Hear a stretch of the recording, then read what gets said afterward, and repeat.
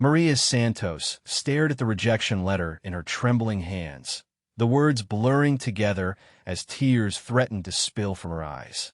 The letter was from yet another company that had decided she wasn't worth their time. At 28 years old, she had collected more rejection letters than most people collected anything else in their lifetime. Another one asked her roommate Jennifer, looking up from her laptop where she was editing photos for a successful marketing agency. Jennifer had everything Maria wanted: a stable job, respect from colleagues, and a future that seemed bright and promising. Maria nodded, crumpling the letter into a small ball. They said I lacked the necessary qualifications for a basic administrative position. She let out a bitter laugh. Apparently, my community college degree isn't impressive enough, and my work experience at the local diner doesn't count as professional experience. Jennifer's expression softened with sympathy, but Maria could see the pity in her eyes. It was the same look she got from everyone these days: her family, friends, even strangers when they heard about her situation. The look that said she was trying hard but just wasn't cut out for success. Growing up in East Los Angeles, Maria had always been different from her classmates. While other kids seemed to naturally understand their lessons, she struggled with reading and had difficulty focusing during lectures. Teachers often labeled her as lazy or unmotivated, never bothering to look deeper into why a bright, curious child was having such a hard time keeping up with her peers. Her parents, Miguel and Rosa Santos, worked multiple jobs to keep their small family afloat. Miguel spent his days doing construction work and his evenings cleaning office buildings downtown. Rosa worked at a factory during the day and took care of elderly neighbors in the evening for extra money. They loved Maria deeply, but they didn't have the time or resources to get her the educational support she needed. Maybe you should try that tutoring thing again, her mother had suggested one evening when Maria was in high school, struggling with her homework at the kitchen table. Mrs. Rodriguez from down the street said her daughter got help and improved her grades. But tutoring cost money they didn't have, and Maria had already convinced herself that she was just not smart enough. She watched her classmates get accepted into universities while she barely managed to graduate high school. The guidance counselor had suggested community college as a backup plan, almost as an afterthought. At community college, Maria studied general education, hoping to figure out what she wanted to do with her life. She took classes in business, psychology, and computer science, but nothing seemed to click. Her grades were average at best, and she often felt lost in lectures that moved too quickly for her to follow. Her professors rarely remembered her name, and when they did, it was usually to point out a mistake she had made during class discussions. She became known as the quiet girl who sat in the back, the one who turned in assignments that were technically complete but lacked the spark that impressed teachers. "You need to speak up more in class," Professor Williams had told her after a particularly difficult business presentation. "Your ideas aren't wrong, but you need to present them with more confidence. Employers want to see leadership potential." But how could Maria be confident when everything she had tried seemed to end in failure? She had applied for dozens of internships during college, only to be told she didn't have enough experience. When she pointed out that internships were supposed to provide experience, she was met with polite smiles and vague promises to keep her resume on file. After graduating with her associate degree, Maria had been optimistic about her job prospects. She applied for entry-level positions at banks, insurance companies, and small businesses throughout the city. She spent hours perfecting her resume, highlighting every small achievement and volunteer experience she could think of. The first few rejections stung, but she told herself it was just a numbers game. Eventually, someone would see her potential and give her a chance. But as weeks turned into months and months stretched toward a full year, her optimism began to crumble. "Maybe you should consider going back to school," suggested her cousin David during a family barbecue. David was a successful accountant who had graduated from UCLA and seemed to have his life perfectly planned out. A bachelor's degree opens a lot more doors. "With what money?" Maria had replied, trying to keep the bitterness out of her voice. "I'm already paying off student loans from community college, and I can barely afford rent as it is." David had shrugged and changed the subject, but Maria caught him later telling other family members that she just wasn't motivated enough to improve her situation. The words cut deep because part of her worried they might be true. To pay her bills, Maria worked at Danny's Diner, a small restaurant near her apartment that served breakfast and lunch to construction workers and office employees. The work was honest but exhausting, long hours on her feet, dealing with impatient customers, and earning barely enough to cover rent and groceries. Her manager, Danny himself, was a kind man who had owned the diner for 30 years. He saw something in Maria that others missed: her natural ability to remember regular customers' orders, her patience with difficult people, and her knack for solving problems when the kitchen got backed up or supplies ran low. "You're good with people, Maria," Danny told her one afternoon as they closed up the restaurant. "You have instincts that can't be taught. Don't let these fancy office jobs make you think you're not smart enough." But Danny's encouragement, while appreciated, couldn't erase the constant stream of rejection that had become Maria's reality. Every job fair she attended ended with recruiters taking her resume and promising to be in touch, but their smiles never reached their eyes. She could see them mentally filing her away as soon as they glanced at her educational background. The worst part wasn't even the rejection itself. It was the way people treated her because of it. Old classmates who ran into her around town would ask about her career with barely concealed superiority. Family members offered unsolicited advice about changing her appearance, improving her attitude, or lowering her standards. "Maybe you should try retail," suggested her Aunt Carmen during Sunday dinner. "My friend's daughter got a job at the department store, and she seems happy enough." Maria wanted to scream that she had tried retail, food service, clerical work, and everything in between. She had applied to be a receptionist at a veterinary clinic, an assistant at a law firm, and even a cashier at the grocery store where she shopped. Each rejection felt like confirmation that she was fundamentally flawed in some way that everyone could see, but no one would explain. The breaking point came on a rainy Tuesday morning when she was called in for what she thought was a promising interview at a small nonprofit organization. The job was for an administrative coordinator position that paid barely above minimum wage, but it was in her field of interest and seemed like the perfect opportunity to finally get her foot in the door. The interview had gone well, or so she thought. The director, a woman named Patricia Hoffman, had seemed impressed with Maria's enthusiasm and her ideas for improving their volunteer coordination system. They had talked for over an hour, and Maria left feeling more hopeful than she had in months. When a rejection call came 3 days later, Patricia's tone was apologetic but firm. "We decided to go with someone who has more direct experience in nonprofit work," she explained. "You're clearly intelligent and motivated, but we need someone who can hit the ground running." Maria wanted to ask how she was supposed to get experience if no one would hire her, but she thanked Patricia politely and hung up the phone. That afternoon, she found herself walking aimlessly through her neighborhood, questioning everything she thought she knew about herself and her future. That evening, as she sat at Danny's Diner during the slow dinner shift, she overheard 2 customers talking about their jobs at a tech startup. They were complaining about their workload and discussing strategies for getting promoted to senior positions. They were probably 5 years younger than Maria, fresh out of college with computer science degrees, and bright futures ahead of them. "The company is expanding so fast," one of them said, stirring sugar into his coffee.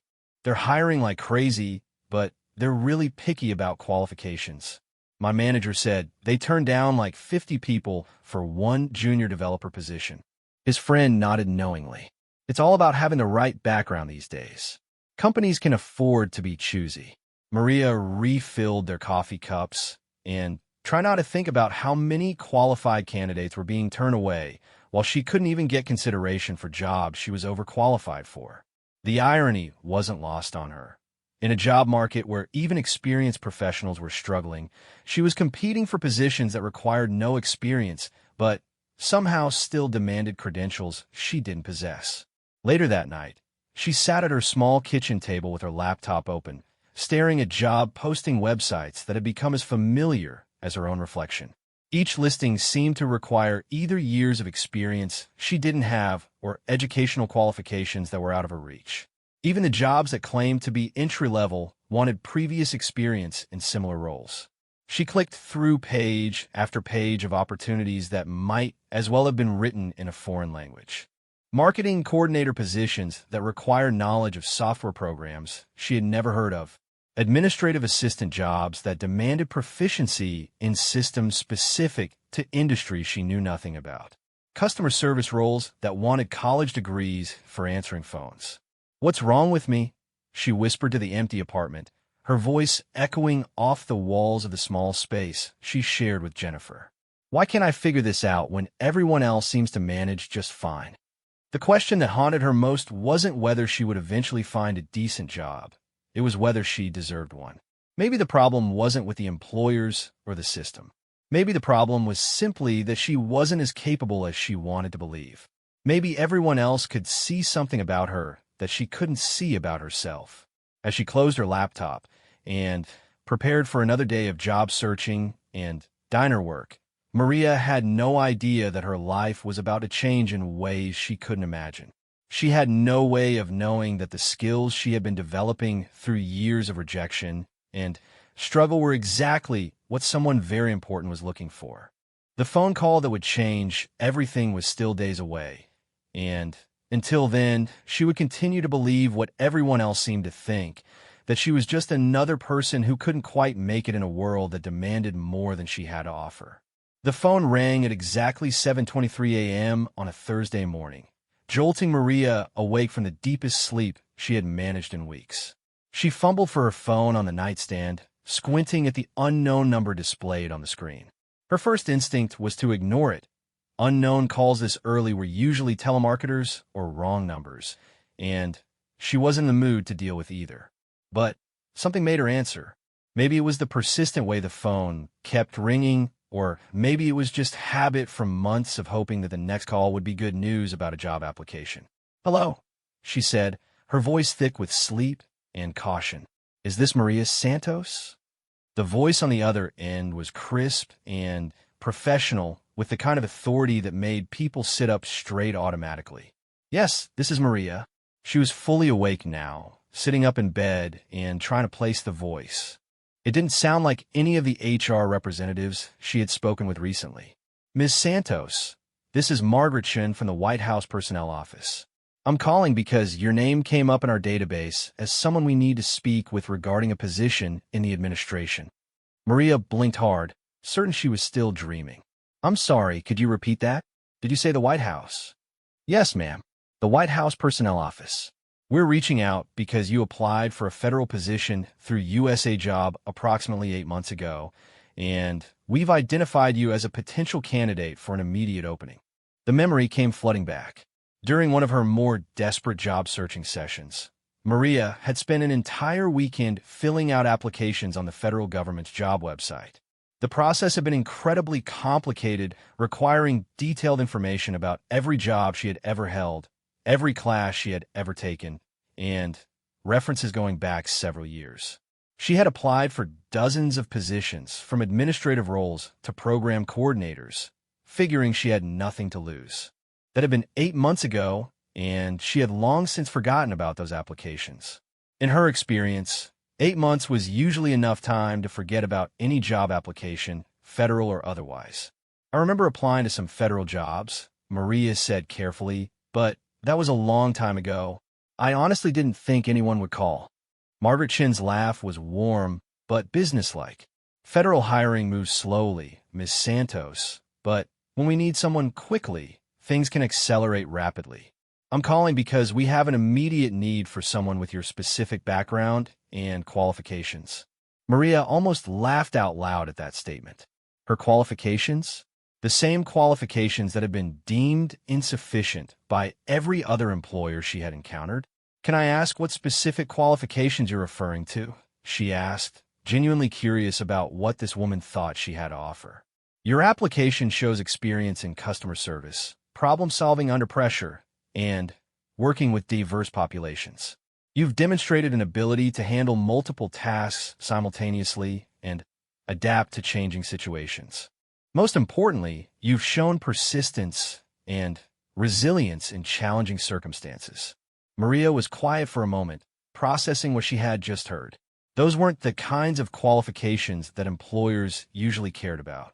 In fact, they were often seen as basic requirements that everyone was expected to have, not special skills worth highlighting. Ms. Santos, are you still there? Yes, I'm here. I'm just surprised. Most employers haven't seemed very interested in those particular qualifications. Well, this isn't most employers. This is the federal government, and specifically, this is a position that requires someone who can think on their feet, communicate effectively with people from all walks of life, and remain calm under pressure. Based on your application and the references we contacted, you appear to be exactly what we're looking for. References? Maria tried to remember who she had listed as references on those federal applications. Probably Danny from the diner, maybe a professor from community college, and possibly her supervisor from short-term retail job she had worked during school. What kind of position are we talking about? She asked, still trying to wrap her mind around the fact that this conversation was actually happening. The role is for a community outreach coordinator in the Office of Public Engagement. You would be responsible for organizing community events, facilitating communication between local organizations and federal agencies, and serving as a liaison for various community initiatives. The position is based in Washington, D.C., and comes with full federal benefits and relocation assistance. Maria's heart started pounding. A real job. In Washington, D.C., working for the federal government. With benefits. It seemed too good to be true, which in her experience usually meant it was. What's the catch? She asked, immediately regretting how blunt the question sounded. Margaret Chin laughed again. No catch, Mastery. Santos. We need someone to start immediately, within 2 weeks if possible. The previous coordinator left unexpectedly, and we have several high-priority community initiatives that need immediate attention. We've reviewed dozens of applications, and yours stood out because of your genuine experience working with diverse communities and your demonstrated ability to solve problems creatively. When you say high-priority initiatives, what exactly do you mean? Without going into specifics over the phone, I can tell you that you would be working on projects that directly impact communities across the country. These are initiatives that the administration considers essential to its domestic policy goals. Your work would have real, measurable effects on people's lives. Maria felt a familiar surge of hope mixed with anxiety. This sounded like everything she had ever wanted in a job. Meaningful work that made a difference, good pay, and benefits, and the kind of professional respect she had been searching for. But her recent experience had taught her to be skeptical of opportunities that seemed too good to be true. Can I ask how you found my application? I mean, why me specifically? That's an interesting story, actually. Last month, we put out a call to federal agencies asking them to recommend candidates from their applicant pools who demonstrated specific qualities we were looking for. Your application was flagged by 3 different agencies who had reviewed it for other positions. Apparently, your essay responses and work history caught the attention of several hiring managers, even though they didn't have openings that matched your background at the time. This was news to Maria. She had assumed that her federal applications had disappeared into the same black hole as all her other job applications. The idea that multiple agencies had actually reviewed her materials and found them impressive was both surprising and encouraging. What happens next? She asked, trying to keep her voice steady despite the excitement building in her chest. If you're interested in moving forward, I'll need you to come to Washington for an interview process. We can arrange travel and accommodation for you. The interview would include meetings with several team members and a brief presentation about how you would approach community outreach in your first 90 days on the job. A presentation. Maria's stomach dropped slightly. Public speaking had never been her strong suit, and the idea of presenting to government officials was terrifying. But then she thought about Danny's words about her natural instincts with people and about all the times she had successfully handled difficult situations at the diner. When would this interview take place? Ideally, early next week. I know that's short notice, but like I mentioned, we have an immediate need. If you're selected for the position, You would start the following Monday. Maria's mind raced through the practical considerations. She would take time off from the diner, find someone to cover her shifts, and probably buy interview clothes that were appropriate for a federal government setting. But most importantly, she would need to prepare for what could be the most important opportunity of her life. Ms. Chun, can I ask you something honestly? Why are you calling me instead of someone with more traditional qualifications? I mean, I don't have a 4-year degree, and I don't have experience in government or politics. There was a pause before Margaret Chin answered, and when she spoke, her tone was more personal than it had been before. Ms. Santos, in my 20 years of federal hiring, I've learned that the best candidates aren't always the ones with the most impressive resumes on paper. They're the ones who understand what it means to work hard, who can relate to the people we're trying to serve, and who bring authentic perspectives to the work we do. Your application showed someone who has overcome challenges, who understands what it's like to struggle, and who has developed real skills in real-world situations. She paused again before continuing. Honestly, some of our most successful community outreach coordinators have been people who didn't follow traditional career paths. They understand the communities we're trying to reach because they come from those communities. Maria felt tears welling up in her eyes, but for the first time in months, they weren't tears of frustration or disappointment. Someone in a position of authority was telling her that her background wasn't a disadvantage. It was exactly what made her valuable. I'm very interested, she said, her voice stronger than it had been at the beginning of the conversation. Excellent. I'll email you the details about travel arrangements and what to expect during the interview process. You'll receive a formal packet of information within the next few hours. Do you have any other questions for me right now? Maria had about 1,000 questions, but she knew most of them would be answered in the information packet. Instead, she asked the one question that mattered most to her at that moment. Ms. Chun, is this real? I mean, is this actually happening? Margaret Chin's voice was warm and reassuring. Ms. Santos, this is absolutely real. You caught our attention because you have exactly what we're looking for.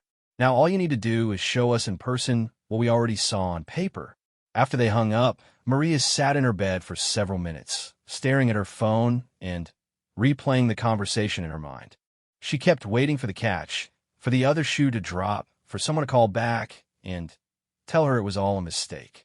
But as the morning sunlight filtered through her bedroom window, she began to realize that maybe, just maybe, all those rejections and setbacks had been preparing her for this moment. Every difficult customer at the diner had taught her patience. Every rejection letter had strengthened her resilience. Every time she had been told she wasn't qualified had motivated her to develop skills that traditional education couldn't teach. For the first time in months, Maria Santos had a reason to believe that her future might be brighter than her past. She just had to prove to herself and to the federal government that Margaret Chin's faith in her was justified. The airplane descended through thick clouds over Washington, D.C., and Maria pressed her face to the small window, watching the nation's capital emerge below her like something from a movie. The monuments and government buildings looked impossibly official and important, making her stomach flutter with a mixture of excitement and pure terror. She had never been to Washington before, had never even been on an airplane until 3 days ago, when she had flown across the country with a borrowed suitcase and interview clothes purchased with money Danny had insisted on lending her. Consider it an investment in your future, he had said, pressing $500 into her hands despite her protests. The hotel room the government had arranged for her was nicer than any place she had ever stayed. It had a view of the Capitol building, fluffy white towels, and a coffee maker that actually worked. Maria had spent her first evening in the city walking around the National Mall, tried to absorb the reality that she was actually here, actually being considered for a job in one of these imposing buildings. That night, she had practiced her presentation until nearly midnight, standing in front of the hotel room mirror and pretending to address a room full of federal officials. Her presentation focused on something she knew better than any textbook could teach: how to connect with communities that felt forgotten by government. The morning of her interview, she woke up at 5 a.m., too nervous to sleep any longer. She spent 2 hours getting ready, changing outfits 3 times before settling on a navy blue dress suit that Jennifer had helped her pick out online. It was conservative, but not boring, professional, but not pretentious. At least, she hoped that's how it would come across. The White House complex was even more intimidating in person than she had imagined. Security was thorough, but polite, and by the time she made it through all the checkpoints and was escorted to the correct building, her hands were trembling slightly with nervousness. Margaret Chin met her in the lobby of the Eisenhower Executive Office building, looking exactly as professional and competent as she had sounded on the phone. She was a woman in her 50s with kind eyes and a firm handshake, wearing the kind of tailored suit that suggested both authority and approachability. "Ms. Santos, welcome to Washington. How was your flight?" "It was good, thank you. And thank you so much for this opportunity. I still can't quite believe I'm here." Margaret smiled. "Well, let's make sure you have good reason to believe it by the end of the day. Are you ready to meet the team?" The first interview was with Dr. James Rodriguez, the Director of Community Outreach, who had been with the administration since its beginning. He was a soft-spoken man with graying hair who had spent most of his career working in community development. Rather than asking typical interview questions, he wanted to hear about Maria's experiences working with people. "Tell me about a time when you had to help someone who was frustrated with a situation beyond your control," he said, leaning back in his chair and giving her his full attention. Maria thought immediately of Mrs. Patterson, an elderly regular customer at Danny's Diner, who came in every Tuesday for the senior discount breakfast. Mrs. Patterson had dementia and often forgot she had already ordered, becoming increasingly upset when her food didn't arrive quickly enough. "There's a customer at the diner where I work," Maria began, "an older woman who has memory problems. She gets confused and sometimes angry when things don't happen the way she expects. I learned that the key was never to argue with her or would try to correct her memory. Instead, I would validate her feelings and find creative ways to solve whatever problem she was experiencing in that moment." She went on to describe how she had worked with the kitchen staff to always have Mrs. Patterson's regular order partially prepared when she came in, and how she had trained the other servers to approach the situation with patience and respect. "The point wasn't to fix her memory," Maria explained. "The point was to make sure she felt heard and cared for, even when she was confused. Once she felt safe, she could enjoy her meal and her time at the restaurant." Dr. Rodriguez nodded thoughtfully. "That's exactly the kind of thinking we need in community outreach. Often, we're not dealing with problems that have simple solutions. We're dealing with people who feel unheard or misunderstood by their government. The skill is in meeting them where they are, not where we think they should be." The second interview was with a panel of 3 staff members from different departments who would be working closely with the community outreach coordinator. They asked more technical questions about event planning, communication strategies, and conflict resolution. When they asked about her experience with social media and digital communication, Maria admitted she wasn't an expert, but explained how she had helped Danny modernize the diner's approach to customer communication. She had suggested simple changes like posting daily specials on a Facebook page and responding personally to online reviews, which had improved customer satisfaction and brought a new business. "I might not know all the latest platforms and technologies," she said honestly, "but I understand that good communication is about listening first and responding authentically. The media matters less than the message and the intention behind it." The panel members exchanged glances that Maria couldn't quite read, but their follow-up questions suggested they were interested in her practical approach to problems. The most challenging part of the day was her presentation, delivered to a group of 8 people in a conference room with an American flag in the corner and portraits of previous presidents lining the walls. Margaret Chin had introduced her to the group, which included senior staff members from multiple offices. Maria's presentation was titled "Building Bridges: Community Outreach that Creates Real Connections." She had divided it into 3 main sections: listen first, meet people where they are, and build trust through consistency. "Too often," she began, her voice stronger than she had expected, Government outreach feels like a one-way conversation. We tell communities what programs are available, what they should be interested in, and how they should access services. But real outreach starts with listening. She talked about her idea for community listening sessions that would happen in familiar, comfortable spaces like community centers, libraries, and places of worship. Instead of formal presentations about government programs, these sessions would start with open-ended questions about what challenges people were facing and what kind of support they needed. When people feel heard, she continued, they're more likely to trust that government can actually help them. But trust isn't built through fancy brochures or professional websites. It's built through consistent, authentic engagement over time. Her final point addressed something she had experienced personally: the gap between government resources and people who could benefit from them. She proposed creating community ambassadors, local residents who could be trained to help their neighbors navigate government services and programs. These ambassadors wouldn't be government employees, she explained. They would be people who are already trusted in their communities, who understand the specific challenges their neighbors face, and who can provide ongoing support in a way that feels personal rather than bureaucratic. When she finished her presentation, the room was quiet for a moment before questions began. The questions were thoughtful and challenging, but not hostile. People wanted to know how she would measure success, how she would handle conflicting community interests, and how she would work with existing federal agencies that might be resistant to change. Maria answered each question as honestly as she could, often drawing on her experiences at the diner or in her neighborhood. When she didn't know something, she said so, but she also explained how she would go about learning or finding the right expertise.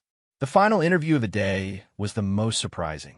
Margaret Chun escorted her to a smaller, more informal office where she was introduced to David Park, a young man who introduced himself as a special assistant to the president.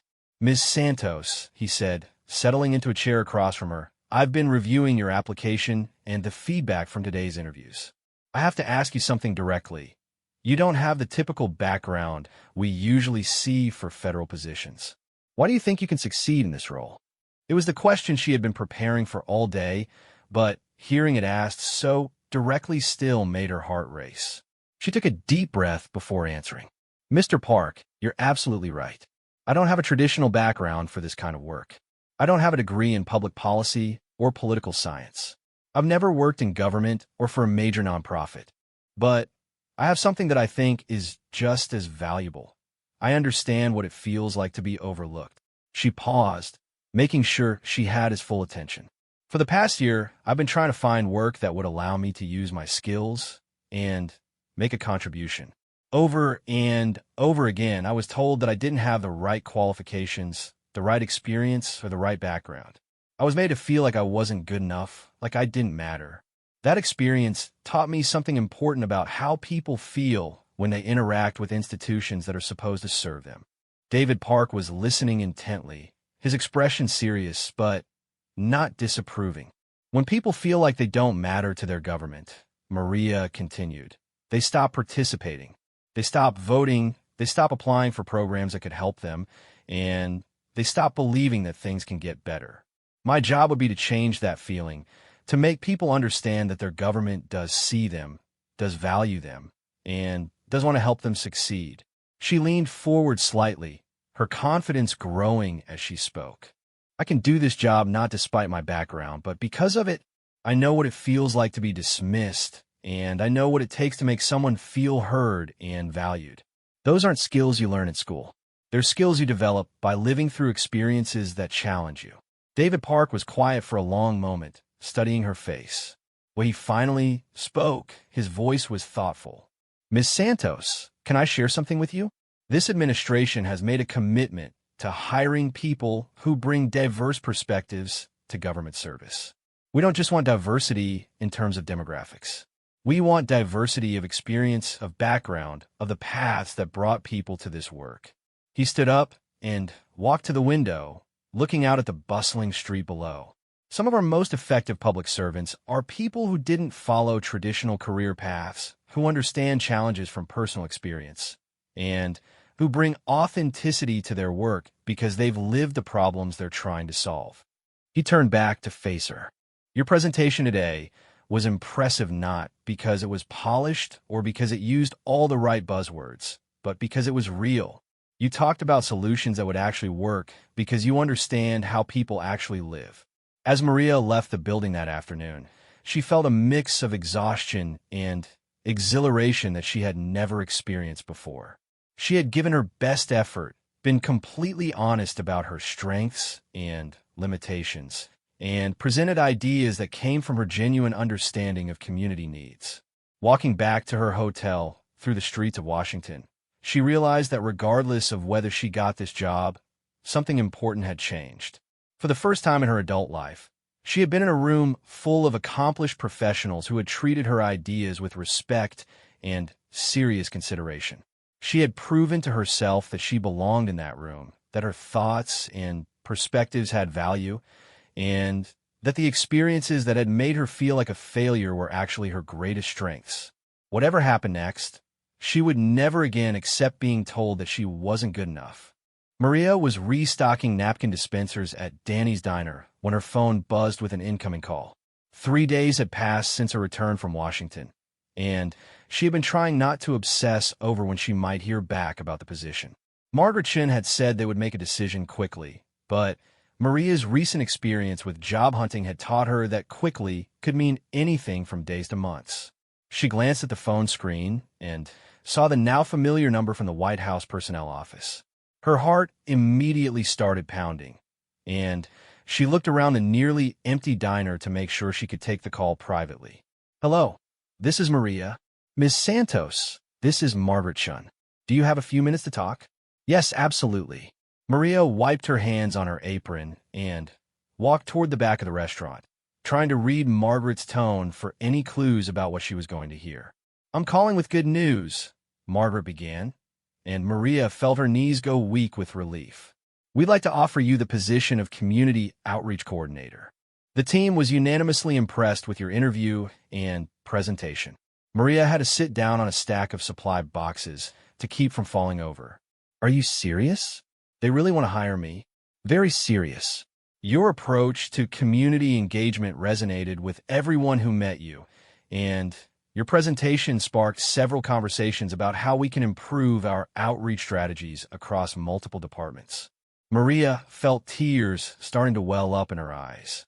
After months of rejection, after being told over and over that she wasn't qualified enough, someone was actually offering her a real job. Not just any job, but a position with the federal government doing work that mattered. "Ms. Santos, are you there?" "Yes, I'm here. I'm so grateful. Thank you for this opportunity." "You earned it," Margaret said firmly. "Now, let's talk about the practical details. We need you to start in 1 week, which I know is aggressive, but we have several time-sensitive projects that need immediate attention. Are you able to relocate to Washington that quickly?" 1 week. Maria's mind raced through everything she would need to do. Give notice at the diner, find housing in D.C., pack her belongings, say goodbye to her family and friends. It seemed impossible, but then again, a week ago, getting a job offer from the White House had seemed impossible too. "I can make it work," she said, surprised by the confidence in her own voice. They spent the next 20 minutes discussing salary, benefits, and start date details. The salary was more than Maria had ever made in her life, enough to not only support herself comfortably, but also help her parents with some of their financial struggles. The benefits package included health insurance, retirement contributions, and professional development opportunities. After hanging up, Maria sat in the back of the diner for several minutes, trying to process what had just happened. She kept waiting for someone to call back and tell her there had been a mistake, but as the reality slowly sank in, she began to feel something she hadn't experienced in a very long time: genuine excitement about her future. When she told Danny about the job offer, his reaction was exactly what she had hoped for. His weathered face broke into a huge grin, and he immediately insisted on closing the diner early so they could celebrate with the rest of the staff. "I told you that you had something special," he said, pouring coffee for everyone who was working that day. "Those fancy office people finally figured out what I've known all along. You're good with people, you solve problems, and you care about making things better." The celebration was small, but heartfelt. Maria's co-workers, who had watched her struggle through months of job searching, were genuinely happy for her success. Even the regular customers who were in the diner that afternoon joined in the congratulations when Danny announced her news. But the conversation that meant the most to her happened when she called her parents that evening. Her mother answered the phone, and Maria could hear her father watching television in the background. "Mama, I need to tell you something important." "What's wrong, Mija? You sound different." "Nothing's wrong. Actually, something wonderful has happened." Maria took a deep breath. "I got a job offer. A really good job offer." She explained about the position, the salary, and the fact that she would be working for the federal government in Washington, D.C. There was silence on the other end of the phone for so long that Maria wondered if the call had been dropped. "Mama, are you there?" "I'm here, Mija." Her mother's voice was thick with emotion. "I'm just trying to understand. The government wants to hire you?" "Our Maria." "Yes, Mama. They said I was exactly what they were looking for." She heard her mother calling to her father, switching between English and Spanish as she tried to explain what had happened. Soon her father was on the phone too, asking detailed questions about the job and expressing amazement that his daughter would be working in the same city as the president. "We always knew you were smart," her father said, his voice proud but not surprised. "We just didn't know how to help you show it to other people." That conversation helped Maria realize something important. Her parents had never doubted her abilities. They had been frustrated by her job search, worried about her financial situation, and concerned about her future, but they had never believed she was incapable of success. The doubt had come from employers, from society, and ultimately from Maria herself. The week that followed was a whirlwind of activity. Maria gave her 2 weeks' notice at the diner, but Danny insisted she leave after 1 week so she could focus on her transition. Her co-workers organized a going-away party that brought together people from different parts of her life: family members, neighbors, regular customers from the diner, and even a few classmates from community college who heard about her news through social media. The party was held at her cousin David's house, and Maria was touched to see how many people wanted to celebrate her success. David, who had been skeptical of her career prospects just months earlier, was now bragging to everyone about his cousin who was going to work for the White House. "I always knew she was going to do something important," he told people, apparently forgetting his previous suggestions that she lower her expectations or go back to school. But the comment that stuck with Maria came from Mrs. Rodriguez, an elderly neighbor who had known her since she was a child. "Mija," she said, taking Maria's hands in her wrinkled ones, "you remember when you were little, you always helped other kids in the neighborhood when they were upset or when they couldn't figure out their homework. You had a gift for making people feel better about themselves. I'm not surprised that the government wants you to do that work for them." As Maria packed her belongings and prepared to leave Los Angeles, she reflected on the strange journey that had brought her to this point. Every rejection, every moment of self-doubt, every time she had been told she wasn't good enough had contributed to the person she was now, someone who understood struggle, who could relate to people who felt overlooked, and who was determined to make sure others didn't have to go through what she had experienced. Her last day in Los Angeles was bittersweet. She spent the morning with her parents, helping her mother in the garden, and talking with her father about his hopes for the neighborhood's future. They were proud of her, but also sad to see her move so far away. "You call us every week," her mother insisted as they said goodbye at the airport. "And don't forget where you came from. Remember the people who believed in you when no one else would." "I won't forget, Mama. I promise." As the airplane lifted off from Los Angeles, Maria looked down at the city that had been her home for her entire life. She was leaving behind everything familiar, everything safe, everything she had ever known. But for the first time in her adult life, she wasn't running away from something. She was running towards something.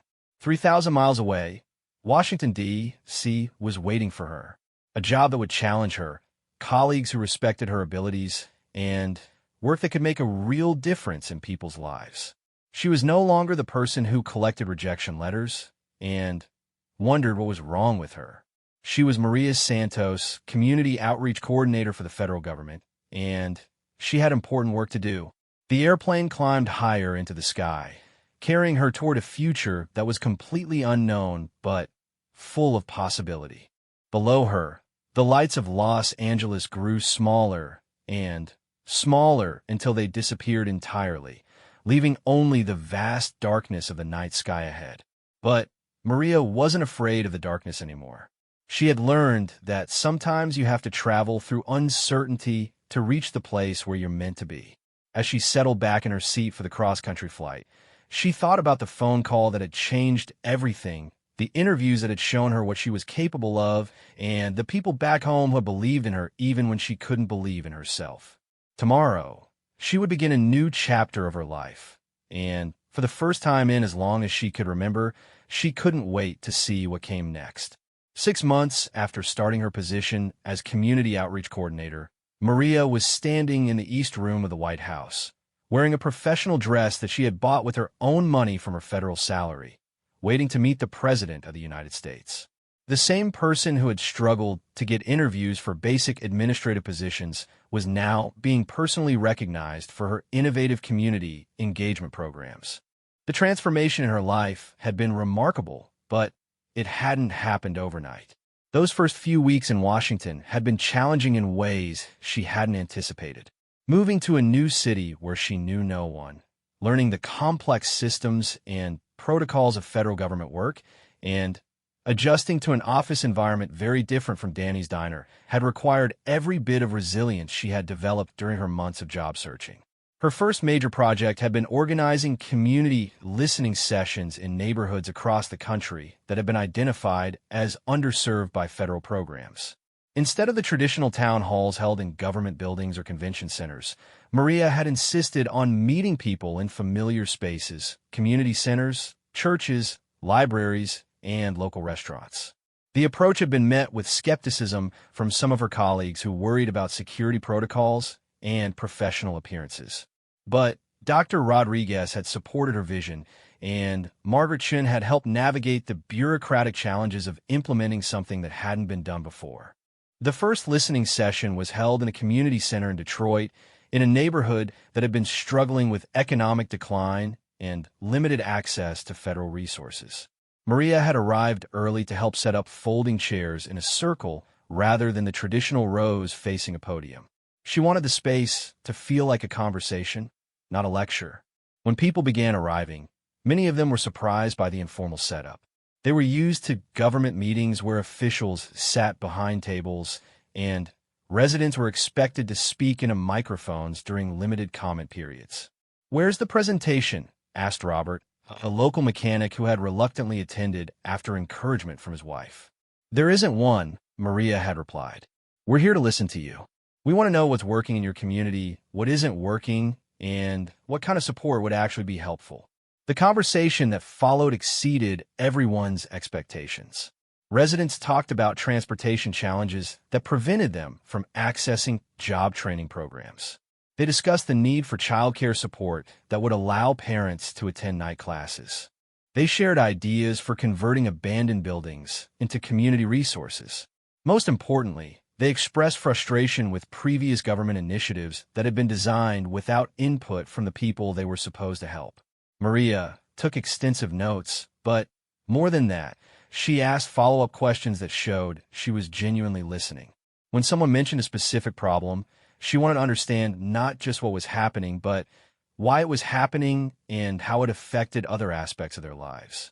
"You really understand this stuff," said Patricia, a single mother who had been struggling to balance work and education.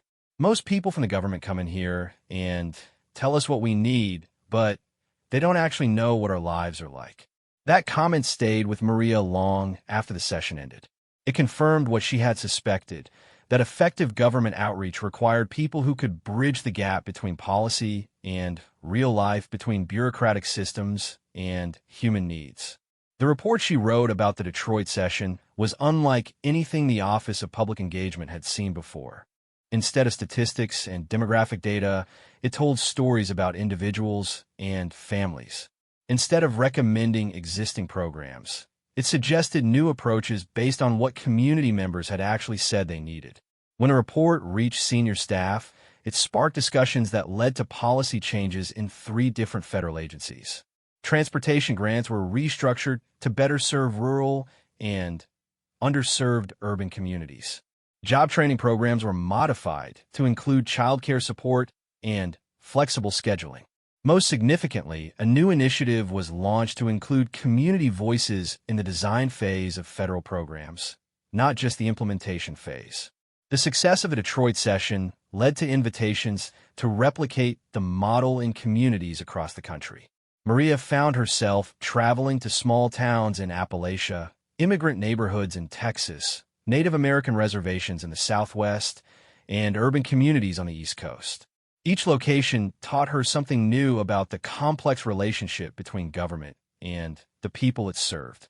In every community, she encountered people who had been told, in various ways, that their voices didn't matter or that their problems weren't important enough for government attention. She recognized the feeling because she had lived it herself. The sense of being overlooked, undervalued, and dismissed by institutions that were supposed to serve everyone equally.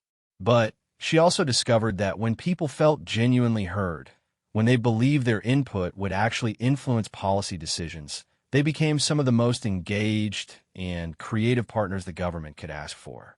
Communities that had been labeled as hard to reach or resistant to government programs turn out to be full of innovative ideas and collaborative energy. The breakthrough moment came during a listening session in rural North Carolina, where Maria was working with tobacco farming families who had been affected by changing agricultural markets. The conversation was initially tense, with several participants expressing deep mistrust of federal involvement in their community. "Every time the government shows up here," said James, a third-generation farmer, "they tell us what we can't do anymore, or they try to fix problems they don't understand. Why should this time be different?" Maria had faced this kind of skepticism before, but something about James's question prompted her to share more of her own story than she usually did in professional settings. "James, I understand your frustration because I felt dismissed by institutions too," she said. "Before I got this job, I spent over a year being told that I wasn't qualified enough, wasn't educated enough, wasn't experienced enough to contribute anything meaningful. I was made to feel like my perspective didn't matter." The room grew quiet as people listened to this government representative admit to being rejected and undervalued. "The reason I'm here," she continued, "isn't to tell you what programs you should be interested in. I'm here because I believe that the people who live with problems every day are the ones most likely to understand what solutions might actually work. My job is to make sure your ideas reach the people who make policy decisions." That conversation led to one of the most productive listening sessions Maria had ever facilitated. Community members shared detailed insights about sustainable farming practices, rural economic development, and innovative approaches to land conservation. More importantly, they began to see federal engagement as potentially collaborative rather than inherently adversarial. The policy recommendations that emerged from the North Carolina sessions influenced federal agricultural policy and became a model for rural community engagement that was adopted by multiple agencies. But for Maria, the most meaningful outcome was a letter she received from James 6 months later, thanking her for treating us like we know something about our own lives. As her reputation for effective community engagement grew, Maria was invited to present her approaches to senior officials, congressional staff, and other federal agencies. She spoke at conferences about bridging the gap between policy and community needs. She consulted on initiatives that were being developed by agencies across the government. But despite her growing professional success, she never forgot the experiences that had shaped her understanding of what it meant to feel overlooked. She maintained relationships with people she had met during listening sessions, following up on commitments, and providing updates on how their input had influenced policy decisions. 6 months after her first day on the job, Margaret Shin called her with news that seemed almost impossible to believe. "Maria, the president wants to meet with you personally. Your community engagement work has been brought to his attention, and he's interested in discussing how your approach might be expanded to other areas of government." Standing in the East Room, waiting for the president to arrive, Maria thought about the journey that had brought her to this moment. She thought about her parents, who were probably watching the news coverage from their living room in Los Angeles. She thought about Danny and the other people who had believed in her when she couldn't believe in herself. She thought about all the communities she had visited and all the people who had shared their stories and ideas. When the president entered the room, he greeted her with the same warmth and respect that she tried to bring to every community interaction. "Ms. Santos," he said, "I've been reading about your work, and I'm impressed by the results you've achieved. But more than that, I'm interested in the approach you're taking. Can you tell me what you've learned about effective government engagement?" As Maria began to share her experiences and insights with the President of the United States, she realized that she was no longer the person who had once wondered what was wrong with her, who had collected rejection letters, who had been told she wasn't good enough. She was someone who had learned that different didn't mean deficient, that struggle could be strength, and that the most important qualifications for public service weren't always the ones that appeared on traditional resumes. The conversation with the president lasted for over an hour, covering everything from rural economic development to urban community organizing to the importance of meeting people where they are rather than where institutions want them to be. By the time it ended, Maria had been asked to lead a new federal initiative focused on community-driven policy development. As she left the White House that afternoon, Maria called her mother to share the news. "Mija," her mother said, tears evident in her voice, "your father and I just saw you on television talking with the president. We are so proud of you." "I'm proud of me too, Mama," Maria replied, and for the first time in her life, she truly meant it. Walking through the streets of Washington in the late afternoon sunshine, Maria reflected on how completely her life had changed. She was no longer fighting to prove her worth or struggling to find her place. She had discovered that her greatest professional assets were the experiences that had once made her feel like a failure, her understanding of rejection, her empathy for people who felt overlooked, and her determination to ensure that others didn't have to struggle the way she had. The phone call that had started all seemed like a lifetime ago, but Maria knew she would never forget the moment when someone had finally seen her potential instead of just her limitations. Now it was her job to help other people discover that same sense of possibility, one community conversation at a time.